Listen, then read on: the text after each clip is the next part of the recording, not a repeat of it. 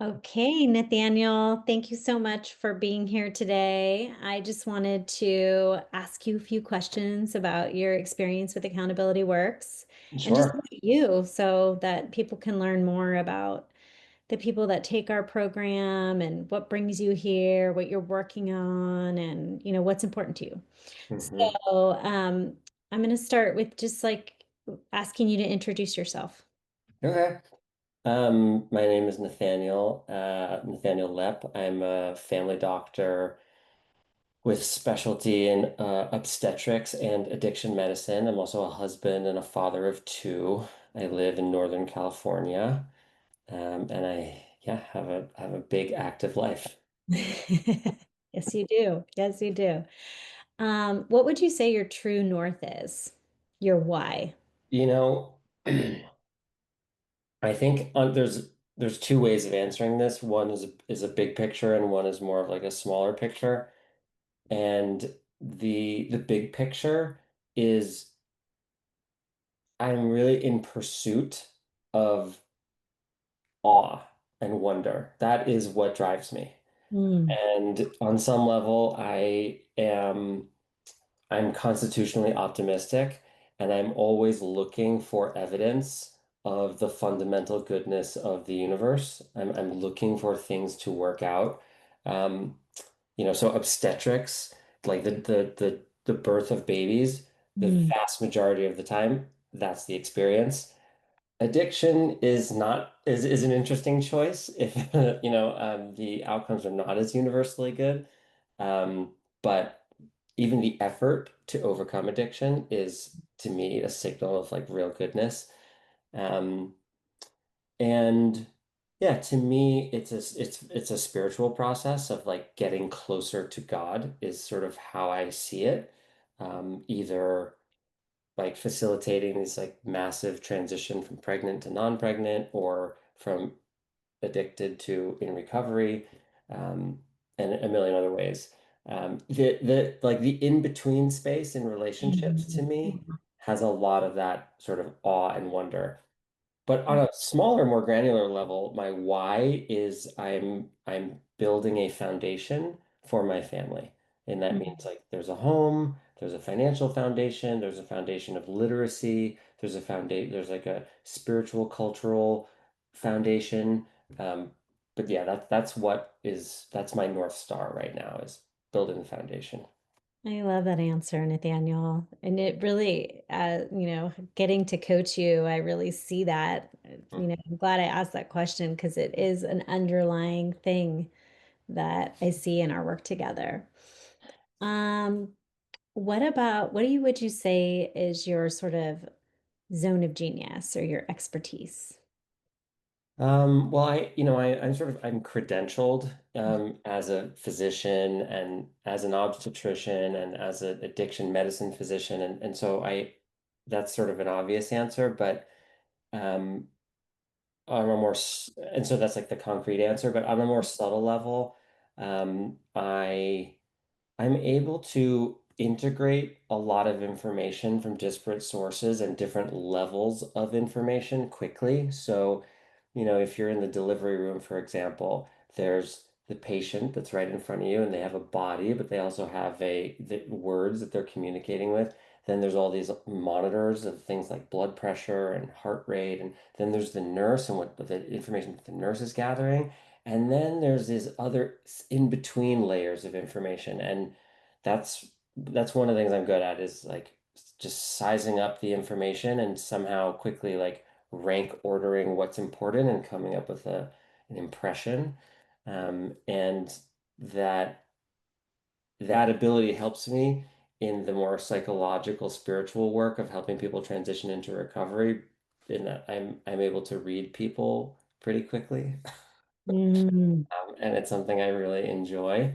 Um, and then a last piece of it, which is sometimes hard to manage, is I generally I see the best possible outcomes in a situation.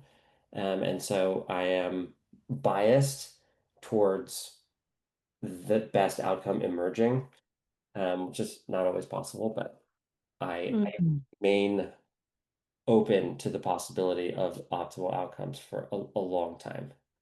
Mm, I love that. I relate to that a lot too. Like you see the potential, you see the possibility. Yeah, for you to do this work, you have to see the potential in your client that maybe they are not in touch with. Sometimes Hmm. just the third person observer perspective, it's easier to be like, oh, you're good, just this, and that. You're fine. Yeah. Yeah, it's interesting that you name it as a bias, like Hmm. I am definitely biased for, the optimal outcome. Hmm. I see I that. think life is biased. I don't think life is neutral. I think that neutrality is a fantasy. I teach when I have medical trainees and I teach them on time is a fantasy. You're either early or late. That's it. Mhm. So you have to choose. Which one do you want to be? I love that. It's really good. Okay, so I'm going to move into your daily practices. Mhm. What are your daily practices? Yeah, they've been evolving, and the work at AW has really helped me pull out daily practices. Part of it is just even the framework of the personal foundation that I've found really helpful, as though it's like a core bucket of my attention every week is sort of nurturing the personal foundation. And then it begs the question, what's in it, and Mhm. how often does it come? And a lot of them just seem to work better for me if they're really small and daily. So it's kind of new for me to have daily practices. I mean, Mhm. since I've been working with AW, which is I guess about a year and a half or so. Um, okay, so in order, I guess, I say a prayer before, like as soon as I open my eyes before I wake up, and the prayer is some version of thank you, God, for returning my soul to me, and basically the faith that you have put in me. And I do that before I can let any other thoughts come in Mm. to try to set the trajectory of the day in the direction of gratitude, as opposed to whatever, like worrying about some incomplete thing or something that's happening, or I'm nervous about blah blah blah. So that's number one. And then I picked up this great tidbit at a workshop. It's an intimacy workshop, and it's called Making Deposits in the Intimacy Bank. And the construct is that this is for me and my wife, that we there's like a reservoir of goodwill and sort of tolerance and patience and flexibility that we all need to withdraw from, and we don't really know when, or sometimes it's not announced that we're withdrawing from it. And so a good way to strengthen the relationship is to make deposits into that account regularly. And so a deposit in the intimacy bank could be just like a sweet hello or a hug or a kiss, or just, bringing like a glass of water. Can I get you anything? Oh, I'll throw that out for you. I'm already getting up. Just anything little like that, making sure I'm doing something like that every day. Um, this one I don't necessarily do every single day, but it's like most days is some kind of mobility exercise. And I kind of switch between more yoga-ish things and more like workouty things. So the yoga thing that I do is a sun salutation. It's just a simple thing. I try to do it 6 times. For whatever reason, after 6 times, I feel my joints a little bit looser and I feel warmer and just feel a little bit more awake. So 6 sun salutations. Or my friend showed me some like nitric oxide boosting exercises to like get more energy. So I will alternate between the sun salutations and the nitric oxide exercise. And then at night, the last thing I do is I pray at night on my way to sleep, and it's three components. It's gratitude. I'll just list a bunch of things I'm grateful for. Then it's accounting, just reflecting on some moments or interactions where I could have done better. It's usually like with my wife or with my kids or with a client or something like that. Um, and then setting an intention, is the final piece of it. Yeah. What I appreciate about what you've shared is that they are really like very small. Yes. They're Minutes. like Yeah. it's yeah, Minute or two or minutes less. Yeah. less, Yeah. and yet like incredibly meaningful. Yeah. It feels Yeah. like dialed it like to okay, I'm wait when my eyes open, this is the first thing. I'm starting my every single day with gratitude for being here. Hmm. And then the things in the intimacy bank are so simple, but it's like the intentionality. Yeah. You could have been doing those things anyway, but Yes. not intentionally. And now you have this intentionality around, I am on purpose making this relationship priority in Mhm. how I care and the attention that I give. It's really And remarkable. sometimes I'll announce it. Like I'll knock on her door and she'll kind of look at me and be like, I'm really busy. I'm in the middle of something. I'm like, I'm here to make a deposit. And it's sorry, you know, she knows it's going to take 2 seconds. I'm just going to come and give her a kiss. And yeah. Oh, it's so sweet. What is your favorite indulgence? Um, chocolate, sugar, cream in one. So probably like a warm chocolate chip cookie, like medium softness, big chunky chocolate chips, maybe with like granular salt, and then like just really rich, full fat vanilla ice cream. So specific. Yeah. What are you reading, listening to, or watching? I just finished this amazing book by a rabbi named Alan Liu. It's called This Is Real and You're Completely Unprepared. It's about the Jewish high holidays and sort of what they're all about and ways to sort of interact with them. Um, he's also an experienced Buddhist practitioner, and so it's got a lot of depth.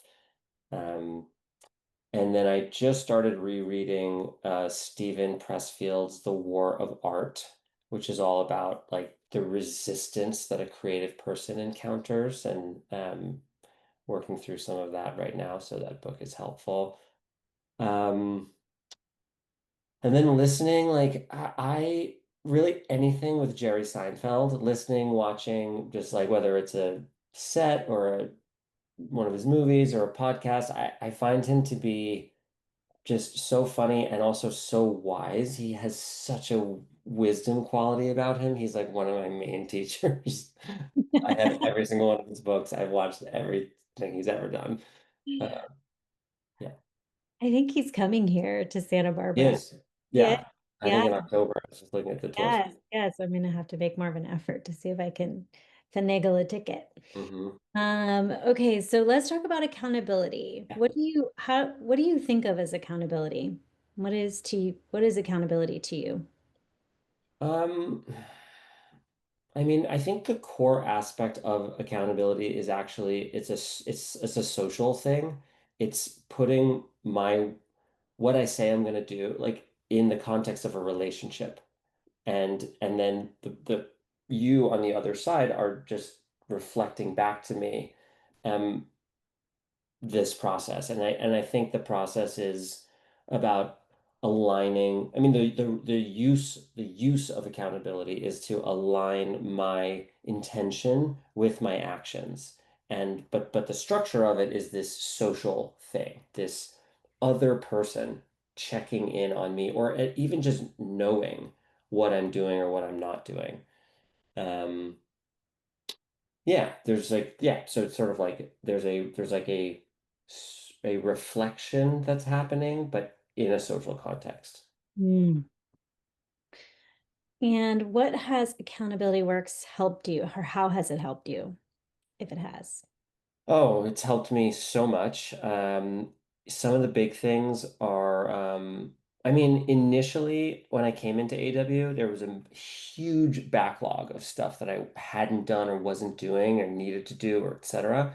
And so there was an emotional component of kind of putting the shame and self-judgment and guilt to the side and not necessarily like intensively it's not therapy, right? But it is there was an acknowledgement that that was there, and it was like, all right, let's acknowledge that and let's just see what we can do here. And I think some of the biggest things were um reducing the scope of commitment on a given week. And I think that the structure of AW of having a 3-year vision, 1-year goal, quarterly strategies, and weekly commitments, and then sometimes daily is it helps me not feel like I'm dropping the ball on the big stuff when I'm doing something that seems so insignificant. It's so tiny. Sometimes the commitments are like create a login for this website that's required, but it's like step one of 40 to like pay my taxes, or whatever. Right, right, right. And it feels, yeah, it feels like not enough, but it is the right amount because it's an amount that can get done. So there's that. There's like so chunking things down, focusing on completion is really helpful. Like yeah, consistent completion. There's a momentum generation that it's really helped me with. Um, and I actually really do come to appreciate the breaks. Like when there's a break between quarters or something like that, it's like, oh, okay, good. I feel like I'm working more, more consistently, which is what I want. The one of the other things that I was thinking about is the sometimes I would make a commitment that would be like, finish this report or something. And I start doing the report and it turns out it's like a 5-hour task. And then Mm, it doesn't get finished and I feel really bad about it and the box doesn't get checked and I feel shame. And a tip, a strategy or a tactic, I guess, that I've learned at AW is to set time-bound commitments for things that are of indeterminate length or just are just really big. It's like work on it for 30 minutes, work on it for an hour. Um, Playing also with time-bound commitments of like when I would say like work on X for 4 hours, it would not happen. But if I mm, said work on X for 45 minutes 5 times, it's more likely to happen. So, understanding myself and how long I'm able to focus for, um, making commitments framed in language that reflect reality. So, for example, like, have meeting with so and so might not be possible if I don't really control their schedule. So a better commitment is like, reach out to or, make contact with or, schedule meeting, because it might not be able to happen this week. So focusing on what I'm actually able to do. And then the personal foundation has just been so aligned with how I live. It's like it's my whole attitude is like take care of yourself first, like physical health, sleep, you know, healthy relationships. Then all the fun stuff comes after that, the projects and the business and the building, and it's it's not obvious, but it's really important, and I've come to really cherish my personal foundation, and it's like the first thing that I do, and I felt kind of bad about that in the first quarter or two. I felt like indulgent or something, like I wasn't doing what I was supposed to be doing, but it I think it helps with stamina, mm, of like the long haul. Like, and I'm yeah, I'm trying to build long-term habits here and long-term results. So mm.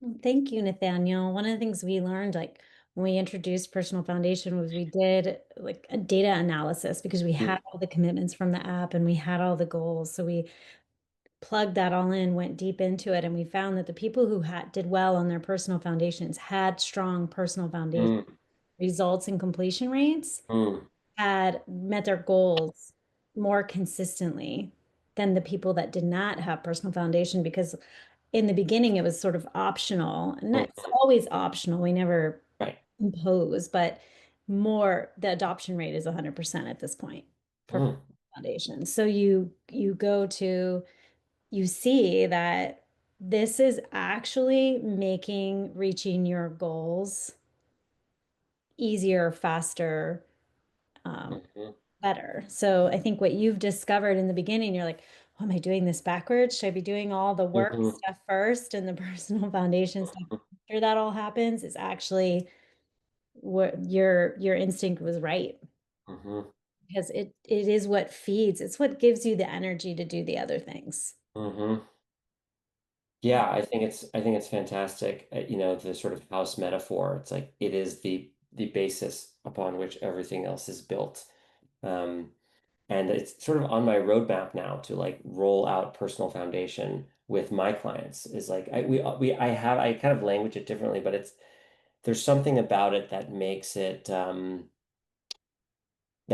special and elevated, but also makes it kind of like basics. It's like it's not a bell and whistle. It's not a nice to have. It's the floor. Mhm. It's the floor.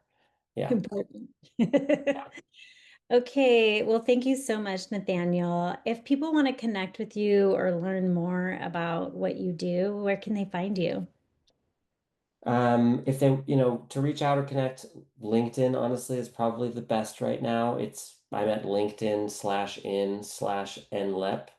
And then my practice website is called safetaper.com, SAFETAPER.com. And that's me. And it's got a lot of information about what I do. And if anybody needs help, they can reach out through there. Thank you so much, Nathaniel. I love talking to you today and learning more about what drives you. Thanks for giving me this opportunity. It's really helpful for me to reflect on these questions too. Thank you.